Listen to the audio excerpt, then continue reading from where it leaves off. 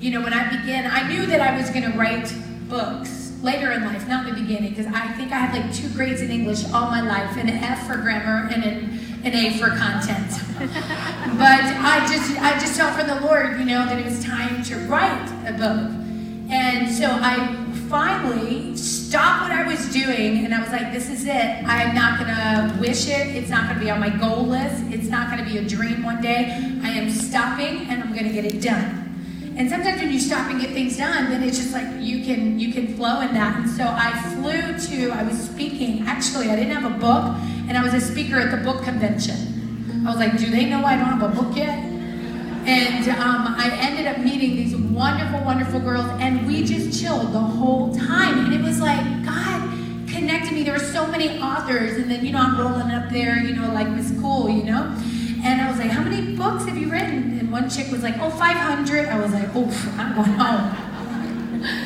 But I got to meet them. They interviewed me, and it was so awesome, just like how much they love the Lord. And I meet people in a lot of different places, but they were so tender, and it was like God used them just for me to encourage me. Because I didn't know anybody at that book convention. And they're so beautiful. And together they wrote a book that's called Live Bold. And I will tell you, once you start writing, and because some of you ladies, you have a book inside of you. I believe that. Amen. I believe you have a book inside of you. And my vision is to help other women get their book out. To do it. I really believe God's going to help me bring 100 women into authorship to be authors. And that's really a goal in my life, is to show you, because some people don't want to show you none. These ladies have been a blessing to me in my life. But there's a lot of books in my house, but there's one book by my bathtub, and it's Live Bold. That's it. And I opened it up, and it's just like my little journal and my little moment with God, and it's so amazing. And so I know, Andrea, you're going to share, and you just love God so much. Can we put our hands together? I'm so grateful. All the way from California, they flew here to be here with you today.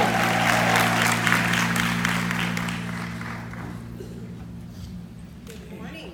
Good morning. You guys all have fun last night? Yeah.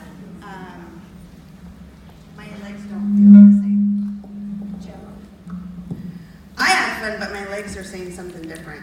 I think what happens is my brain and my body think there's 2 different ages going on sometimes. Once the music starts going, that's kind of good for me.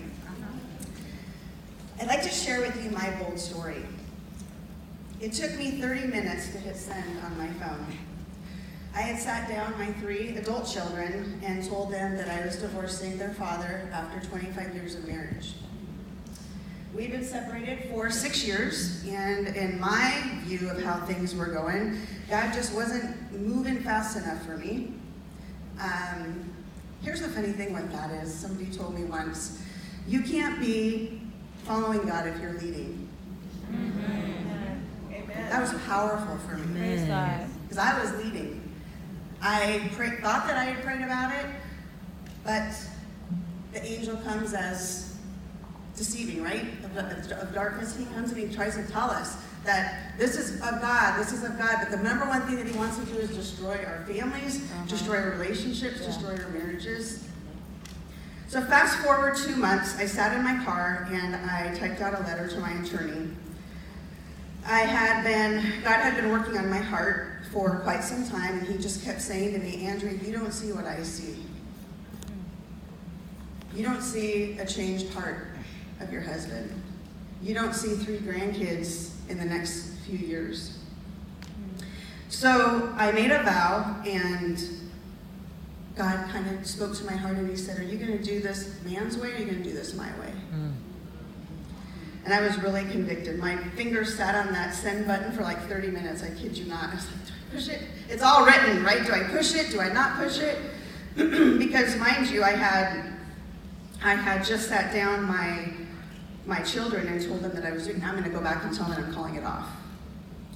So I took the boldest step I ever had made, and I hit send. But the story doesn't end how you think it would, because my attorney called me the next day and she said, Andrea, we have a little problem.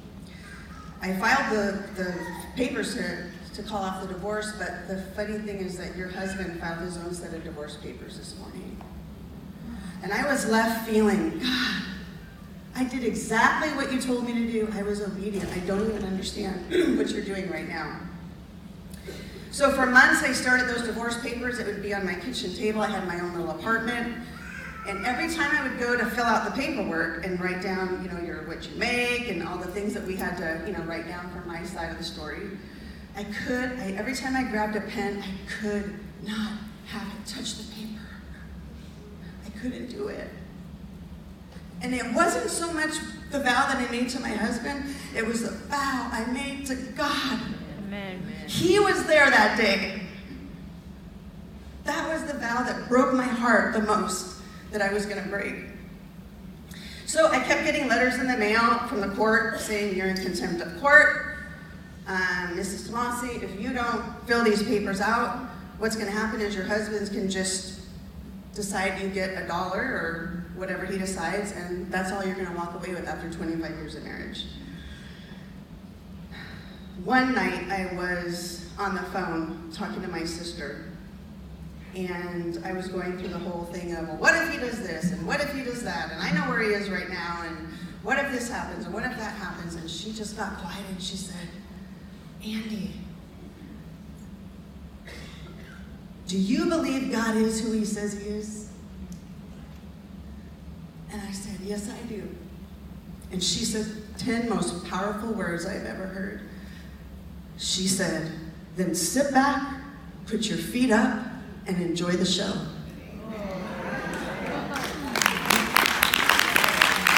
That's it, really? That's it. We know he has his best for us, even if we don't even know what that is, right? Thank you, Lord. That night I cried out to God that I want your best. You know my heart. You know how much I want my family back together. You know how much I love my husband. And I want your best. And if my husband isn't your very, very, very, very, very, very, very, very best for me, then take away the desire that I have for this marriage to be reconciled. Take it away, because it's killing me.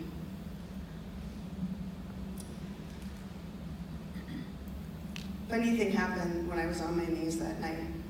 This is what I heard. Give it away. All of it. The businesses, the properties, the houses, the cars, give it away. At first I was like, stand behind me, Satan, right? Like, I know I heard you wrong the last time, so this must be you playing like another joke on me. Am I being punked? Like, what is this? What is this voice that I hear? Need some Q-tips, clean up my ear a little more. I wasn't sure. God, seriously. And it went down like this. I called my attorney and I said, here's how it's going to go down. My husband is basically firing me after 25 years of marriage, and I'm coming to collect my final check. And he's going to write a check for what that 25 years is worth, and I'm going to walk away with that because I am not going to ruin this family. But a funny thing too is that God, when I was on my knees that day, that night, God told me that no matter what happens, I'm going to take care of you. Amen. One day you're going to write a book, you're going to speak, and you're going to have a platform. Those were the 3 things he promised me. And every single one of those things came true. Amen. Amen. That was back in 2014, and 2 powerful words happened. We heard them yesterday from Rosalinda. But God. Next Tuesday, on May 7th, my husband and I will be celebrating 31 years of marriage.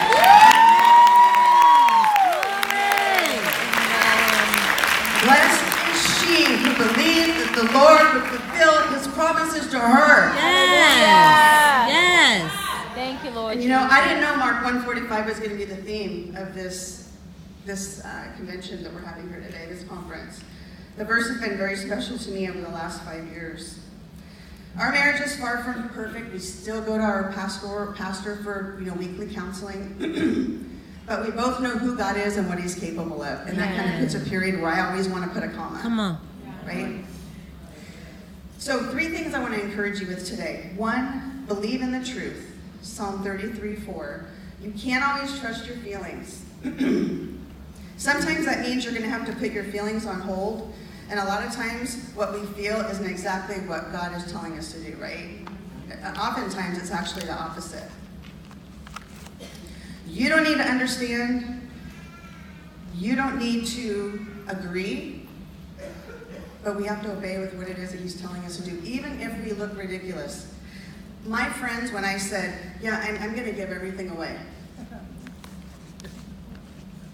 Andrea, really? You're going to give everything away? You've been working since you were 14 years old. You went back to work when each of your kids were 6 weeks old. You've contributed. I live in California. It's 50-50, right? Half of that is mine.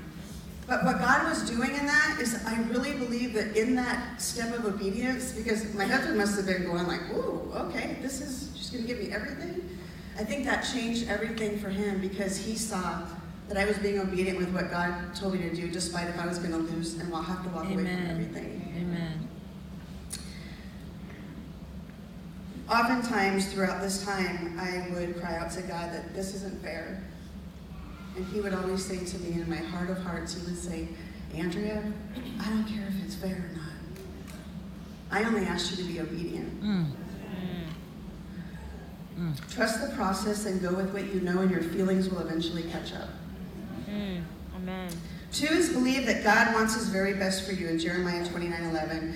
It may not feel like it right now, just like God told me, but you don't see what I see. We don't. He allows us to see a tiny little piece of what he wants us to see in the moment. If he told us everything, we wouldn't need faith, right? Right. We wouldn't need it. A quote that I read yesterday on social media said, even if it doesn't start from his hands, it needs to pass through his hands to get to us. The 3rd thing is, believe your Father in heaven is fighting for you, Exodus 14:14. You know, you might have prayed for 3 things this morning, but can I tell you something? I bet you he's answered 40 prayers before you ever walk through this door. Amen. I bet you he has. There's things you don't even know about that he already took care of for you before you ever sat in that chair. Amen. That's true. Here's what I want you to do.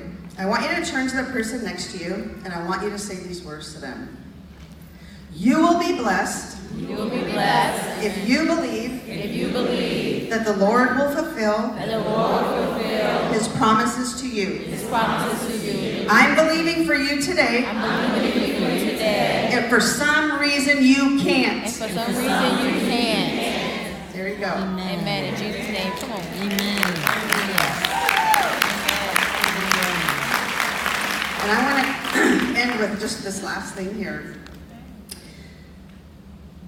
I want to tell you how significant today's date is. But God, again. Amen. His timing is so perfect in that I'm even standing here today sharing with you my story.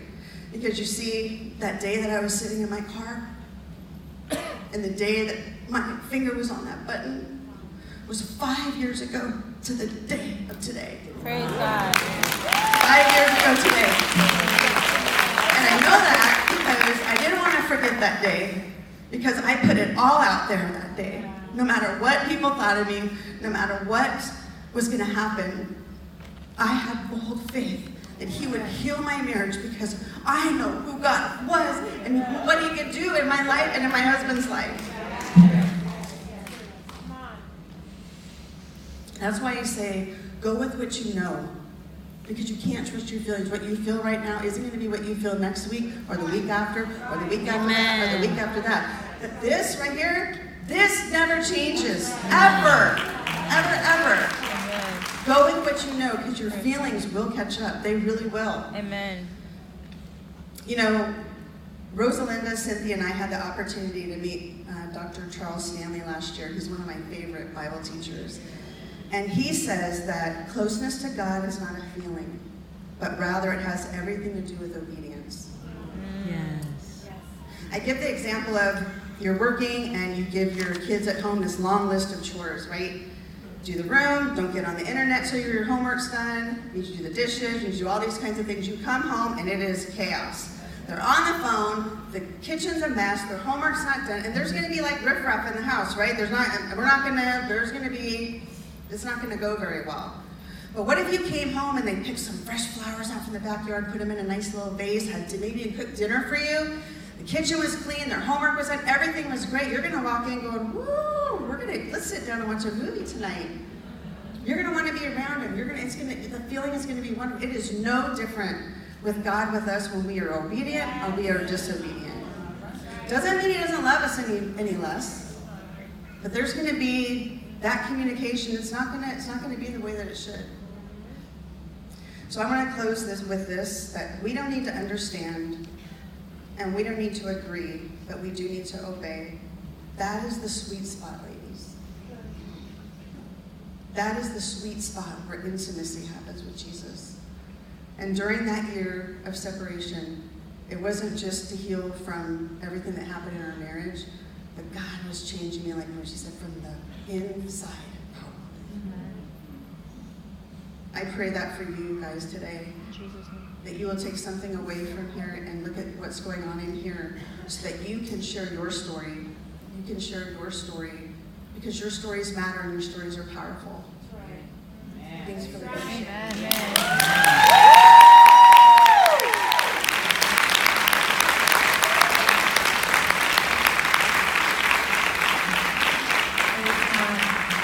I'll tell you what, I love these girls. Here you go. Oh, never mind. I'm trying to give away your word, girl. You know,